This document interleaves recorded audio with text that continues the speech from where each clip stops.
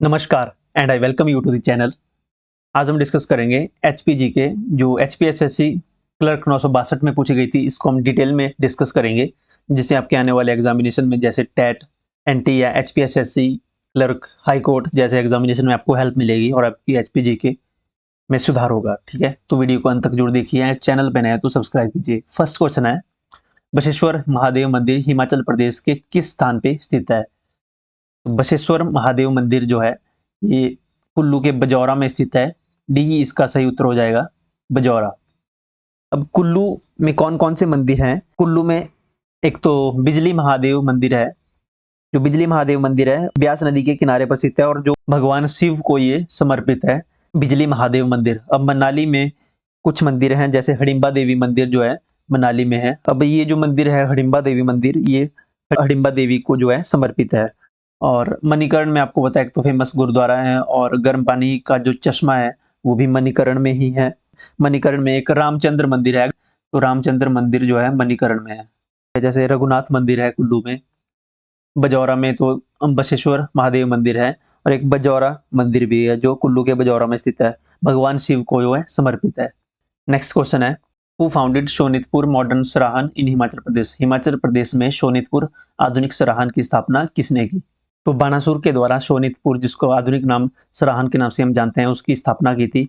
अब यहाँ पे जो भगवान कृष्ण दिया है, ये ऑप्शन तो गलत है, बट ये रिलेट होता है। भगवान कृष्ण के जो पुत्र थे प्रद्युम्न, अब उनके पुत्र जो प्रद्युम्न के भी जो पुत्र थे अनिरुद्ध, उनका जो श्री कृष्ण के पोते थे, यानी कि जो प्रद्युम्न के जो पुत्र थे अनिरुद्ध, उसका जो विवाह था वो शोणितपुर, जो सहारन के राजा थे बानासुर, उसकी पुत्री से वो करने आए थे। फिर उसके बाद हुआ क्या कि बानासुर की मृत्यु हो गई किसी कारणवश, तो जो प्रद्युम्न था उसने जो है बुसहर रियासत की स्थापना की थी, और कामरू को अपनी राजधानी बनाया था बुसहर रियासत की। तो बुसहर रियासत की स्थापना अगर पूछे जाए कि बुसहर रियासत की स्थापना किसने की थी, तो बुसहर रियासत की स्थापना की थी श्री कृष्ण के पुत्र थे प्रद्युम्न ने। और नेक्स्ट क्वेश्चन है 103, किस वर्ष पहला जनजातीय त्योहार फुलाइच मनाया गया था? जो फुलाइच है ये सन 1987 से जो इसको मनाना शुरू किया था, जनजातीय त्योहार फुलाइच को मनाया गया था, शुरुआत हुई थी इसकी 1987 में। अब ये जो फुलाइच त्योहार है इसको उख्यांग नाम से भी जाना जाता है। ठीक है, उख्यांग नाम से भी इसे जाना जाता है, और ये जो है ये फूलों का त्योहार है। एक्चुअली में इसको फूलों का त्योहार भी कहा जाता है, कि फूलों का त्योहार फुलाइच को कहा जाता है। किन्नौर का एक प्रसिद्ध जो है ये त्योहार है। मनाया कब जाता है? ये अगस्त और जो है अक्टूबर के बीच में मनाया जाता है, यानी कि सितंबर मिड में इसको सेलिब्रेट किया जाता है। इसके अलावा और कौन कौन से जो है फेस्टिवल्स मनाए जाते हैं डिस्ट्रिक्ट किन्नौर में? तो जैसे लोसर हो गया, फागुली हो गया, साजो, खेपा, छांगो, शेशुल, ऐसे दो त्योहार हैं। ये किन्नौर के प्रसिद्ध त्योहार हैं। इसके साथ ही जो एक त्योहार है जिसको तोशिम त्योहार जो है, तोशिम त्योहार है, ये भी किन्नौर में ही मनाया जाता है, और इसमें अविवाहित पुरुष जो है इसको जो है सेलिब्रेट करते हैं, और इसमें जो है ड्रंक करते हैं, यानी कि शराब का सेवन करते हैं। तो ये एक ट्राइबल फेस्टिवल है। नेक्स्ट क्वेश्चन है, हिमाचल प्रदेश के किस स्थान पर ऐसा माना जाता है कि द्रौपदी का दाह संस्कार किया गया था? अब जो द्रौपदी का दाह संस्कार हुआ था वो टांडी नामक स्थल पे हुआ था। ठीक है, लाहौल स्पीति के टांडी नामक स्थल पे ये इनका दाह संस्कार किया गया था। टांडी नामक स्थल है, यहाँ पे आपको पता है कि चंद्रा और भागा नदियां मिलती हैं, तो इसीलिए भी ये जो है टांडी नामक स्थल फेमस है। अब टांडी नामक स्थल पर जो द्रौपदी का तो दाह संस्कार हुआ था, उन्होंने अपना यहाँ पे तन छोड़ा था। इसके साथ ऋषि वशिष्ठ थे, ऋषि वशिष्ठ का आपने आपने नाम सुना होगा, उनको भी तांडी नामक स्थल पे ही दफनाया गया था। अब तांडी नामक स्थल पर ही सूर्य के जो बेटे थे उसका विवाह चंद्रमा की बेटी से के साथ हुआ था, ऐसी जो है कथाएं आपको मिलती है। ठीक है, अब नेक्स्ट क्वेश्चन है, हिमाचल प्रदेश में कौन सा नाला चिड़गांव के निकट पब्बर से मिलता है?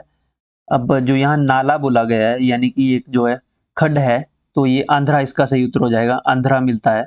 आंध्रा नाला यहाँ पे भी वर्ड यूज किया गया है, वो चिड़गांव के निकट पब्बर से मिलता है। ठीक है, अभी इसके पीछे जो पूरा जो आप समझ लीजिए कि जो रोहड़ू घाटी है इसे पब्बर घाटी के नाम से भी जाना जाता है, या जो पब्बर घाटी है उसे रोहड़ू घाटी के नाम से भी जाना जाता है। आपको एक जगह वर्ड दूसरी जगह पे मिल जाएगा। अब जो पब्बर नदी है अब ये जो पब्बर नदी है ये चांसल चोटी से निकलती है। आपसे पूछा जाएगा कहाँ से निकलती है, तो पब्बर नदी एक तो चांसल चोटी से निकलती है, ठीक है, चांसल चोटी से ये निकलती है और इसको जो जल मिलता है वो चंद्रनाहन लेक से मिलता है, ठीक है, चंद्रनाहन लेक से इसको जल मिलता है। चंद्रनाहन लेक कहाँ है, डिस्ट्रिक्ट शिमला में है। चंद्रनाहन लेक से इसके जल मिलता है और विंगू पहाड़ से होकर ये माइला खड्ड में मिलती है और पब्बर नदी इस मिलती है, ठीक है। चिड़गांव के पास ये आंध्रा खड्ड से मिलती है, यानी कि आंध्रा खड्ड, इसको यहाँ नाला बोला गया, एक्चुअली में ये खड्ड है। चिड़गांव के पास जो है ये आंध्रा खड्ड से मिलती है, ठीक है, पब्बर नदी, ओके। और इसके आगे ये रोहड़ू में एक और खड्ड से मिलती है जिसका नाम है सिकड़ी खड्ड। रोहड़ू में सिकड़ी खड्ड और पब्बर नदियां दोनों मिलती हैं, ठीक है। ये इसका पूरा कॉन्सेप्ट है। और इसके बाद ये आगे जाके त्यूणी नामक स्थल पे टॉन्स और पब्बर जो है दो नदियां इकट्ठी हो जाती है और जो टॉन्स नदी है जो एक इस टॉन्स नदी का ये रूप ले लेती है, ठीक है। तो ये इसके पीछे की फुल जो है कॉन्सेप्ट है। आई होप आपको ये क्लियर हो गया होगा, ओके। अब अगला क्वेश्चन देखते हैं। The hills of Una district of HP are the, Himachal Pradesh की उन्ना जिले की पहाड़ियां हैं। तो उन्ना जिले की पहाड़ियां जो है, आपको पता है कि उन्ना जिले की पहाड़ियां बिल्कुल छोटी पहाड़ियां हैं, यानी कि उनकी हाइट बिल्कुल कम है, जैसे बिलासपुर में है और उन्ना में है, हमीरपुर के कुछ एरिया में है, मंडी के लोअर एरिया में है। तो वो उनको पहाड़ियों को क्या कहते हैं, उनको पहाड़ियों को शिवालिक की पहाड़ियां कहते हैं। ये सही उत्तर हो जाएगा इसका, शिवालिक हिल्स। शिवालिक हिल्स को और मेनाक पर्वत के नाम से भी जान जाते हैं। मेनाक पर्वत, बार बार रिपीट होता है क्वेश्चन कि मेनाक पर्वत किसे कहा जाता है। मेनाक पर्वत जो है शिवालिक की पहाड़ियों को कहा जाता है, ओके। पीर पंजाल की पहाड़ियां कहाँ हैं, पीर पंजाल की पहाड़ियां मुख्यतः चंबा में, चंबा डिस्ट्रिक्ट और चंबा और कुल्लू में पाई जाती हैं, ठीक है। अरावली पहाड़ियां तो हिमाचल में बिल्कुल भी नहीं है। अगला क्वेश्चन है, चुराह तहसील इन which district of Himachal Pradesh.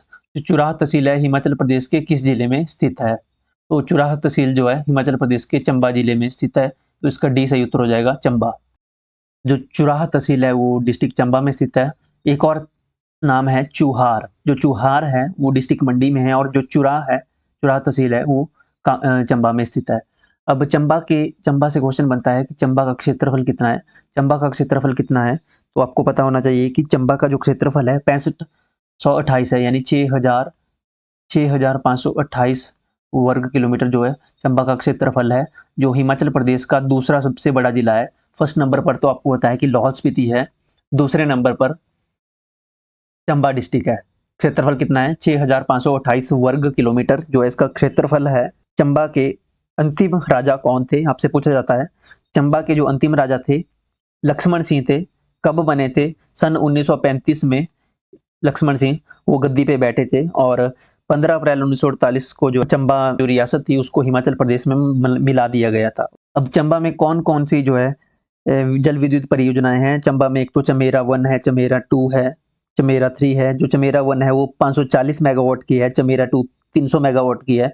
एक बेरासेउल परियोजना है जो 198 मेगावाट की है। एक हडसर परियोजना है जल विद्युत परियोजना जो 60 मेगावाट की है। भरमौर परियोजना है जो 45 मेगावाट की है। तो इस प्रकार की जो है यहाँ पे जल विद्युत परियोजनाएं हैं। जो नृत्य है यहाँ के, एक तो झांझर नृत्य हो गया और नाटी हो गई यहाँ की। जो गीत हैं जैसे कुंजू चंचलो यहाँ का फेमस गीत है। पुक्कू गद्दी यहाँ का जो फेमस लोक संगीत है, लोक संगीत भी पूछ लिया जाता है। जो भाषाएं मुख्यतः यहाँ पे चंबयाड़ी है। जो नदी कौन सी बहती है, तो नदी रावी नदी एक जो है मुख्य नदी जो रावी है यहाँ की, ठीक है। बाकी क्वेश्चन हम नेक्स्ट वीडियो में डिस्कस करेंगे। तो वीडियो को लाइक कीजिए एंड चैनल को सब्सक्राइब कीजिए। Thank you.